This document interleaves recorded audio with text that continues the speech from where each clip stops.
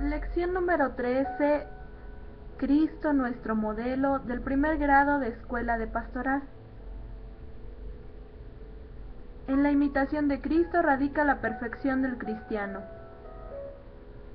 Antecedentes.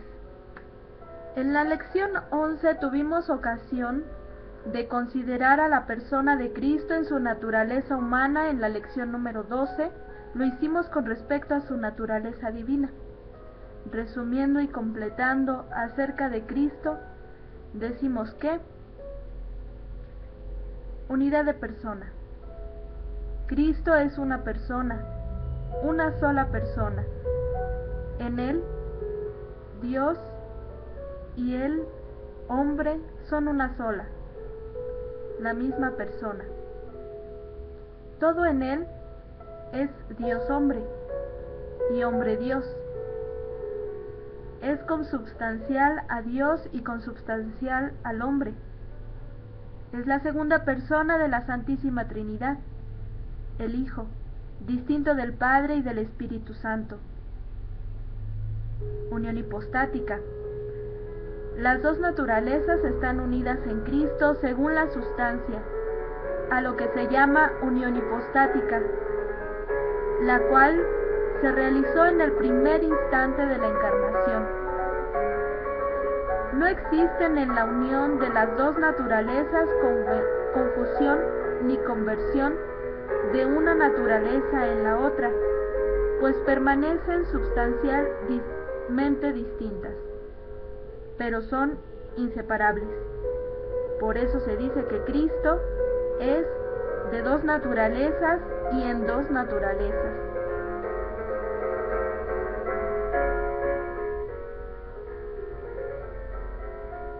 Integridad de naturalezas.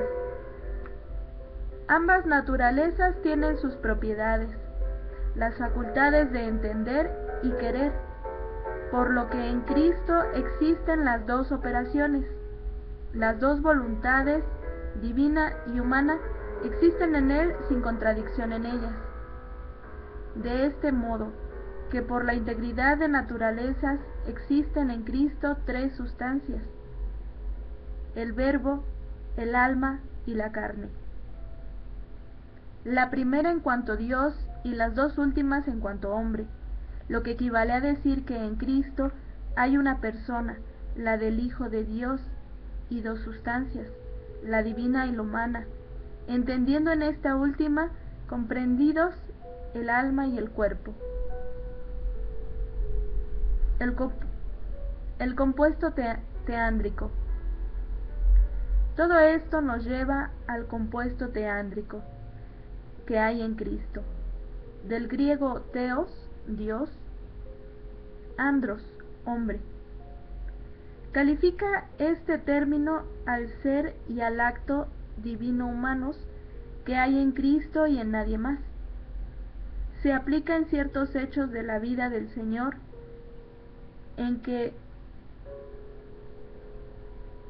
ora resplandecía su divinidad, ora aparecía tan solo su humanidad, porque así convenía a su obra redentora, y sin embargo no se destruía la unión hipostática.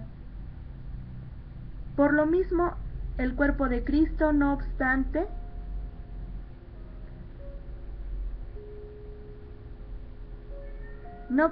ser material, debe ser adorado en cuanto que está unido a la divinidad, con adoración única y no doble. Esto se extiende a la adoración en la Eucaristía y de su Sagrado Corazón. Jesucristo, modelo del cristiano. Así pues, siendo a la vez Dios y hombre Jesucristo, en Él debió darse la suma perfección humana, el prototipo del ser humano, ya que en Él la naturaleza humana fue dócil y suavemente conducida por la infinita perfección de la naturaleza divina. Es en suma el esplendor de la economía salvífica del Padre que, queriendo liberar a la raza humana de la esclavitud y la fealdad en que el pecado la colocó, por el remedio la elevó a una altura incomparable sobre su primera perfección. Por eso San Pablo pone como meta de perfección del cristiano la madurez de Cristo. Hasta que lleguemos todos a la unidad de la fe y del conocimiento pleno del Hijo de Dios, al estado de hombre perfecto, a la madurez de la plenitud de Cristo. Efesios capítulo 4, versículo 13. Cristo es modelo que guía. El Padre quiso que en Cristo encontrara toda la humanidad el guía que la encauzara hacia su fin último, y para ello Jesús habría de dar a todos los hombres la primera enseñanza a través del ejemplo. Es por lo que al ser presentado por María y José en el templo de Jerusalén, el anciano Simeón con voz inspirada exclamó: Ahora, Señor, puedes, según tu palabra, dejar que tu siervo se vaya en paz, porque han visto mis ojos tu salvación, la que has preparado a la vista de todos los pueblos, luz para iluminar a los gentiles y gloria de tu pueblo Israel. Lucas capítulo 2, versículos del 29 al 32. En efecto, mediante la guía de Cristo todos los pueblos de la tierra recibieron la luz. Ellos que estaban en tinieblas, de las que salieron al ser iluminados por obra del Señor, y así San Pedro nos lo da a saber. Pero vosotros sois linaje elegido, sacerdocio real, nación santa, pueblo adquirido, para anunciar las alabanzas de aquel que os ha llamado de las tinieblas a su admirable luz. Primera de Pedro capítulo 2, versículo 9. Y San Pablo es enviado por Cristo mismo a esa misión precisa que se valió ser llamado el apóstol de los gentiles. Cuando Cristo se le apareció camino de Damasco, le instruyó: Yo te libraré de tu pueblo y de los gentiles a los cuales yo te envío, para que les abras los ojos, para que se conviertan de las tinieblas a la luz y del poder de Satanás a Dios, y para que reciban el perdón de los pecados y una parte en la herencia entre los santificados mediante la fe en mí. Hechos capítulo 26, versículos del 17 al 18. Seguir las huellas de Cristo. Es pues sencillo lo que nos toca hacer: observar detalladamente el ejemplo de Cristo en cada una de las etapas de su vida temporal, para aprender de él lo que conviene que hagamos. El mismo Señor Jesús nos previno: Tomad sobre vosotros mi yugo y aprended de mí, que soy manso y humilde de corazón, y hallaréis descanso para vuestras almas, porque mi yugo es suave y mi carga ligera. Mateo capítulo 11, versículos del 29 al 30. Fijémonos en dos cosas. Primero, que Cristo nos invita a imitarle, no en sus manifestaciones divinas, que en eso nos es imposible, sino en sus virtudes humanas, lo que sí ciertamente está a nuestro alcance.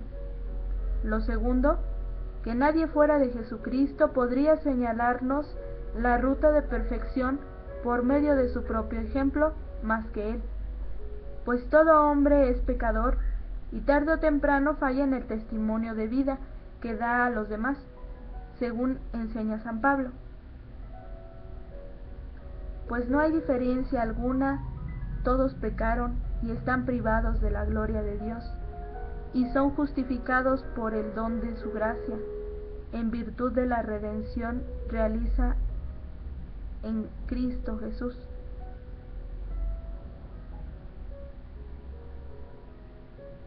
Romanos capítulo 3, versículos 22 al 24. en tanto que San Juan afirma del mismo Jesús: y sabéis que Él, Dios, se manifestó para quitar los pecados, y en Él no hay pecado. Primera de Juan capítulo 3, versículo 5. Cristo, modelo desde la cuna. Convino pues que Cristo fuera para nosotros ejemplo de virtud desde su nacimiento, y para ello escogió como madre a una virgencilla de la casa de la casa real de David, en cumplimiento de las profecías, pero de familia modesta, sin ostentación ni riqueza. De la misma condición era San José, desposado con ella, de oficio carpintero.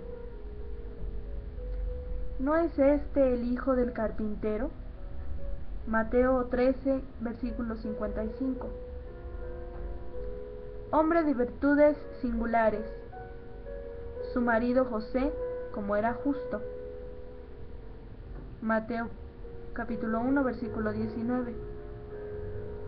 Aquí justo significa virtuoso y recto. Quiso elegir el lugar más pobre que pudiera darse para su nacimiento y la cuna menos adecuada para su reposo. Y sucedió que mientras ellos estaban allí, se le cumplieron los días del alumbramiento, y dio a luz a su hijo primogénito. Le envolvió en pañales y le acostó en un pesebre, porque no tenían sitio en el alojamiento. Lucas capítulo 2, versículo 6. Entre los últimos y los pobres. Ya desde entonces determinó su vida entre los necesitados y los despreciados del mundo, con marcada preferencia por ellos. Había en la misma comarca unos pastores que dormían a raso y vigilaban, por turno durante la noche, su rebaño. Se les presentó el ángel del Señor, y la gloria del Señor los envolvió en su luz, y se llenaron de temor. El ángel les dijo: no temáis, pues os anuncio una gran alegría, que lo será para todo el pueblo. Os ha nacido hoy, en la ciudad de David, un Salvador, que es el Cristo Señor. Y esto os servirá de señal: encontraréis un niño envuelto en pañales y acostado en un pesebre. Lucas capítulo 2, versículos del 8 al 12. Signo de unidad entre los hombres. Con todo, desde el primer momento de su vida terrena, Jesús se ocupa de unir todos los hombres sin tener en cuenta condición, raza ni color. Y de este modo, al mismo tiempo que recibe el homenaje de los pastores judíos, admite el de los monarcas gentiles, convirtiéndose así en el centro de toda la humanidad. Unos magos que venían de Oriente se presentaron en Jerusalén, diciendo: ¿dónde está el rey de los judíos que ha nacido? Pues vimos su estrella en el oriente y hemos venido a adorarle. Entraron en la casa, vieron al niño con María su madre, y postrándose le adoraron. Abrieron luego sus cofres y le ofrecieron dones de oro, incienso y mirra. Mateo capítulo 2, versículos del 1 al 2 y versículo 11. La debilidad del fuerte. No obstante su omnipotencia divina, a la que renuncia por amor nuestro para cumplir la voluntad salvífica del Padre, se somete al imperio de los poderes de este mundo, y así ha de huir de la persecución de Herodes el Grande, que había decidido su exterminio. El ángel del Señor se apareció en sueños a José y le dijo: Levántate, toma contigo al niño y a su madre y huye a Egipto, y estate allí hasta que yo te diga, porque Herodes va a buscar al niño para matarle. Mateo capítulo 2, versículo 13. No es el único ejemplo de sometimiento voluntario que nos da, como más adelante veremos. Manifestación progresiva. Teniendo toda la sabiduría, el poder y la ciencia en sí mismo como Dios, prefirió manifestar los avances progresivos propios de todo niño, joven y hombre de su edad. El niño crecía y se fortalecía llenándose de sabiduría y la gracia de Dios estaba sobre él. Lucas capítulo 2, versículo 40. Y esto fue al punto de que pasó desapercibido ante sus vecinos, de modo que al iniciar su vida pública, ellos se extrañaban de su manifestación mesiánica hasta exclamar: ¿de dónde le viene esto? ¿Y qué sabiduría es esta que le ha sido dada? ¿Y esos milagros hechos por sus manos?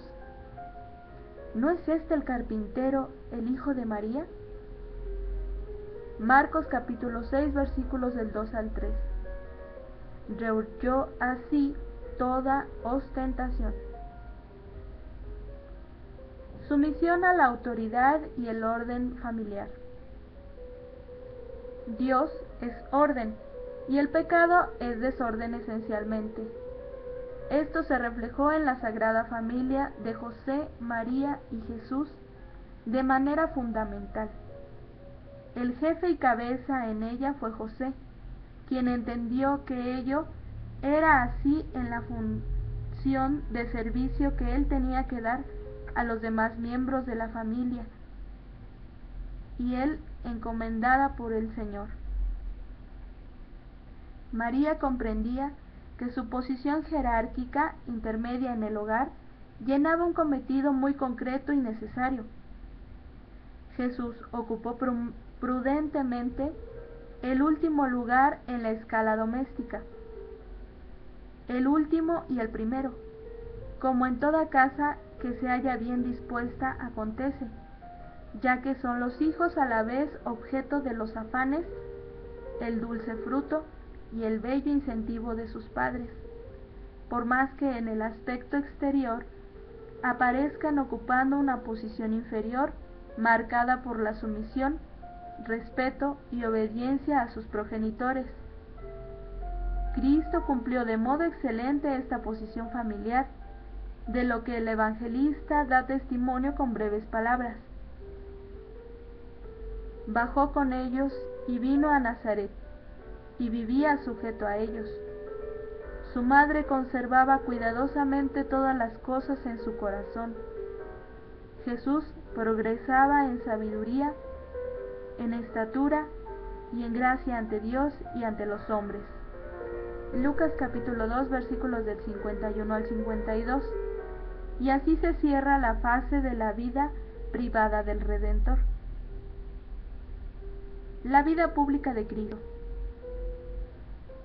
Durante los 3 años de su vida pública, el Señor se ocupó de dar cumplimiento a su misión en todos sus aspectos, y ciertamente el de su ejemplo de hombre óptimo fue primordial y de trascendencia sin límite para toda la humanidad de todos los tiempos. A él, como a la fuente de vida, han ido a beber todos los hombres que emprendieron el camino de la perfección para tratar de ser mejores por su imitación. He aquí diversos aspectos. Sufre la tentación. 3 frases suyas son norma de resistencia a las acechanzas del demonio. No solo de pan vive el hombre, sino de toda palabra que sale de la boca de Dios. Con esto demuestra la preferencia que merece para el hombre prudente y sensato los valores espirituales sobre los materiales. no tentarás al Señor tu Dios. Es la respuesta que el hombre prudente y reflexivo tiene para alejar de sí todo desvío de apreciación de su propio valor frente al valor del infinito de Dios. Al Señor tu Dios adorarás y solo a Él darás culto. Es la jerarquización de valores correcta en que coloca el sabio todo lo que existe, dando a Dios el primer lugar en su mente y en su corazón. Sufre la sed. Tras larga caminata se acerca a una samaritana y le pide de beber. Juan capítulo 19 versículo 28. Y en la cruz exclama aquel: tengo sed. Juan 19 versículo 18. Que hablan de necesidad física real acompañada de donación total a su misión.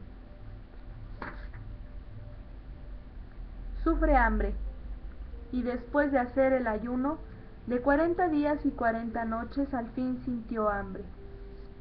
Mateo capítulo 4 versículo 2. Es la manifestación de una naturaleza humana realmente sufriente y reparadora. Sufre pobreza. Cuando un escriba se ofrece a seguirle, le previene: las zorras tienen guaridas y las aves del cielo nidos, pero el Hijo del Hombre no tiene dónde reclinar la cabeza. Mateo capítulo 8 versículo 20.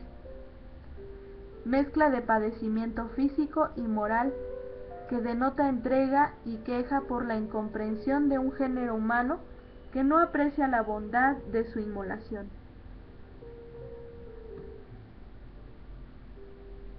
Sufre tristeza. En Getsemaní, previendo su pasión y muerte, gime: mi alma está triste hasta el punto de morir. Mateo capítulo 26 versículo 38. Es el intensísimo sufrir de una humanidad abandonada por la divinidad. Sufre ingratitud. Tras de curar de lepra a 10 individuos, uno solo, y este samaritano extranjero, vuelve a darle las gracias. ¿No ha habido quien volviera a dar gloria a Dios sino este extranjero? Es el triste reproche del bienhechor defraudado. Sufre injuria. Al sicario que le abofetea le reclama: si he hablado mal, declara lo que está mal, pero si he hablado bien, ¿por qué me pegas? Es la actitud digna, serena y valiente de un hombre con alto sentido de la propia dignidad y la justicia. Sufre traición. En el momento de ser aprendido dirige un punzante y merecido reproche a Judas, que a la vez ofrece ocasión de reflexión y rectificación. Judas, con un beso entregas al Hijo del Hombre. Lucas capítulo 22 versículo 48. Sufre abandono.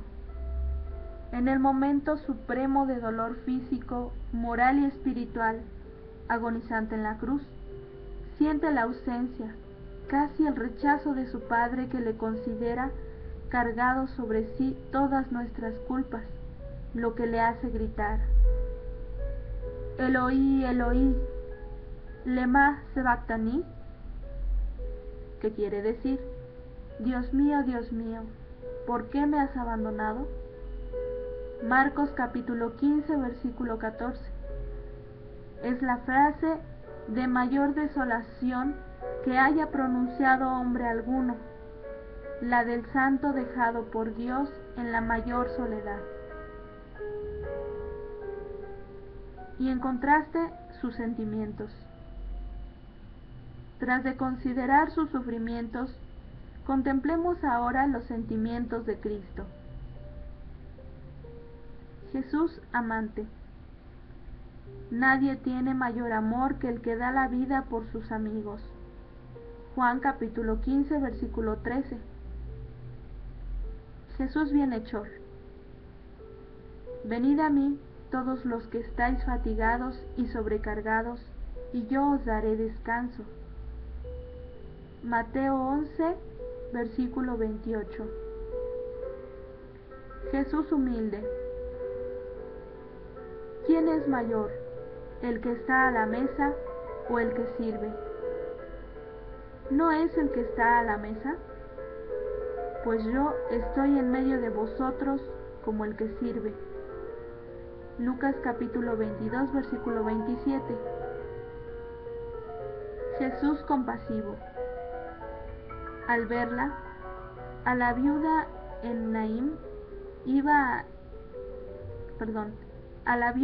que en Naín iba a enterrar a su hijo único, el Señor tuvo compasión de ella y le dijo: no llores. Y acercándose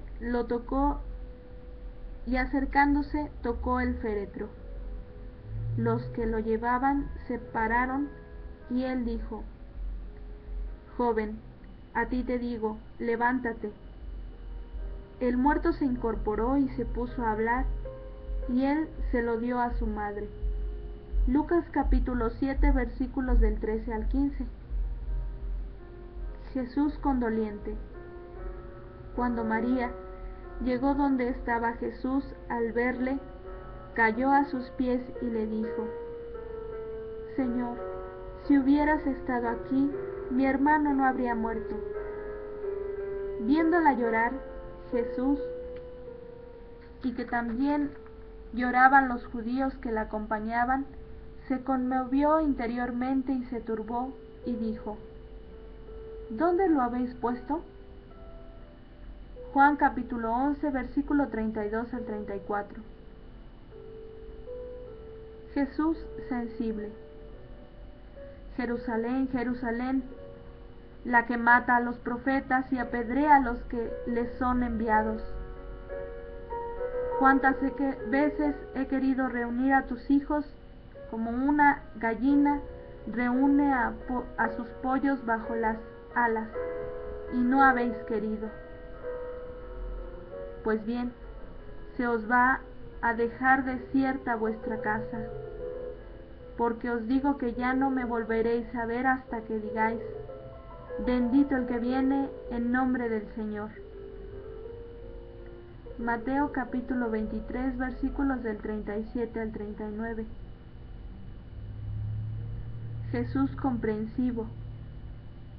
Jesús llamó a sus discípulos y les dijo: siento compasión de la gente, porque hace ya 3 días que permanecen conmigo y no tienen que comer, y no quiero despedirlos en ayunas, no sea que desfallezcan en el camino.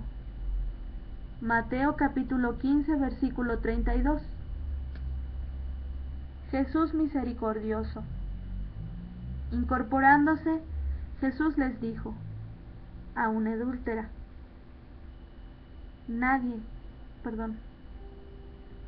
mujer, ¿dónde están? Nadie te ha condenado. Ella respondió: nadie, Señor. Jesús le dijo: yo tampoco te condeno. Vete y en adelante no peques más. Juan capítulo 8, versículos del 10 al 11. Jesús manso.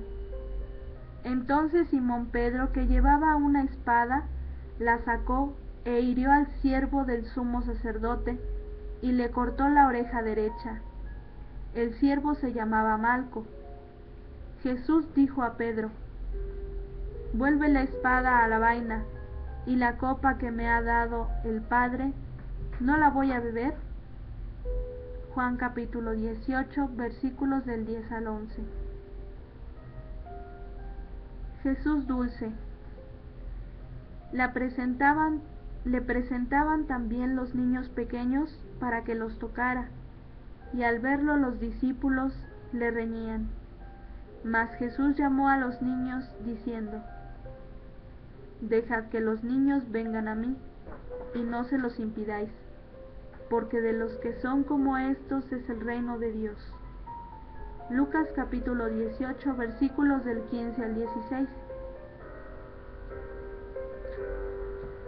Jesús alentador. Y decía el buen ladrón Dimas: Jesús, acuérdate de mí cuando vengas con tu reino. Jesús le dijo: Yo te aseguro, hoy estarás conmigo en el paraíso. Lucas 23, del 42 al 43. Jesús amoroso. Por eso te digo que quedan perdonados sus muchos pecados, porque ha mostrado mucho amor. A quien poco se le perdona, poco amor muestra. Lucas capítulo 7, versículo 47. Jesús animador. Jesús le dijo a Zaqueo el publicano: Hoy ha llegado la salvación a esta casa, porque también este es hijo de Abraham, pues el Hijo del Hombre ha venido a buscar y salvar lo que estaba perdido. Lucas capítulo 19, versículos del 9 al 10. Jesús respetuoso del derecho. Mostradme la moneda del tributo. Ellos le presentaron un denario, y les dice: ¿De quién es esta imagen y la inscripción? Dícele: del César. Entonces les dice: Pues lo del César devolvédselo al César, y lo de Dios a Dios. Mateo capítulo 22, versículos del 19 al 21. Jesús apegado a la ley. No penséis que he venido a abolir la ley y los profetas. No he venido a abolir, sino a dar cumplimiento. Mateo capítulo 5, versículo 17. Jesús apegado a la justicia. Entonces aparece Jesús, que viene de Galilea al Jordán donde Juan, para ser bautizado por él. Pero Juan trataba de impedírselo, diciendo: ¿Soy yo el que necesita ser bautizado por ti, y tú vienes a mí? Jesús le respondió: Déjame ahora, pues conviene que así cumplamos toda justicia. Mateo capítulo 13, versículos del 13 al 15. Conocimiento de una persona. Con facilidad acostumbramos a decir que conocemos a alguien porque alguna vez le hemos visto su rostro, aunque haya sido de lejos, momentáneamente y de paso. También solemos considerar que le conocemos bien porque el encuentro ha sido ya en varias ocasiones, con intercambio de palabras y de ideas. Efectivamente, esto último se acerca más al verdadero conocimiento de una persona. Es que al mirar su exterior, por más que parezca suficiente, sabremos de ella tanto como de un objeto inerte. Es necesario penetrar a conocer su interior, su modo de pensar, sus afectos, sus deseos, sus ideales, para poder apreciar lo verdaderamente esencial de esa persona, es decir, su espíritu, su modo de ser, de sentir, de gozar, de sufrir, de relacionarse con los demás. Conocimiento de Jesús. ¿Cuántos dicen conocer a Cristo? ¿Cuán pocos se han acercado a conocerle? ¿Cuán pocos han penetrado un poquito en su interior? Hoy nosotros hemos tratado de conocerle. Es cuando descubrimos la magnificencia de Jesús. Es entonces cuando nos dolemos de no haberle conocido antes, porque es entonces cuando se hace palpable, sensible a nosotros aquella frase de San Agustín: tarde os amé, hermosura tan antigua y tan nueva, tarde os amé. Gusté de vos y tengo hambre y sed. Me tocasteis y me abracé en deseo de vuestra paz. Confesiones, capítulos 27, número 38. Dios con nosotros. San Juan enseña en el capítulo 1, versículo 14. Y la palabra se hizo carne, y puso su morada entre nosotros. Es la presencia visible de Dios en Jesucristo por su encarnación, frente a la invisible y temible presencia de Dios allá en el lugar más interno del templo, llamado el Santo de los Santos. En la persona de Jesucristo, Dios no solo se hace visible para habitar entre nosotros, sino que se hace uno con nosotros, para que seamos nosotros uno con Él. Resumiendo, las dos naturalezas de Cristo están unidas por unión hipostática. Ambas naturalezas retienen sus propiedades y facultades. El compuesto teándrico en Cristo permanece en ocasiones aparezca ante nosotros su divinidad o su humanidad únicamente. Jesús es el modelo del cristiano por ser hombre perfectísimo. De este modo, el ejemplo de vida de Jesucristo es guía de perfección para nosotros. En Jesús, Dios encarnado, Él se unió a nosotros para que nos uniéramos nosotros a Él. Reflexiones personales. ¿Habías ya tenido conciencia de tu unión con Cristo? ¿Has tomado ya la resolución de seguir el ejemplo de vida de Jesús? ¿Eres libre para seguir a Cristo o algo te ata para no seguirle? ¿Serás capaz de unirte a los demás a través de Cristo? ¿Serás capaz de unirte a Cristo a través de los demás? Digamos juntos la resolución. Señor Jesús, hasta ahora he buscado mi modelo fuera de ti porque no te conocía. En adelante no tendré otro modelo de vida más que a ti. Con esto finalizamos la lección número 13, Cristo nuestro modelo. Como siempre, disfruta de la riqueza de lo que es la reflexión personal en los grupos y desde luego la lección con la que te alimentarás ese domingo. Hasta luego y que tengas un excelente día.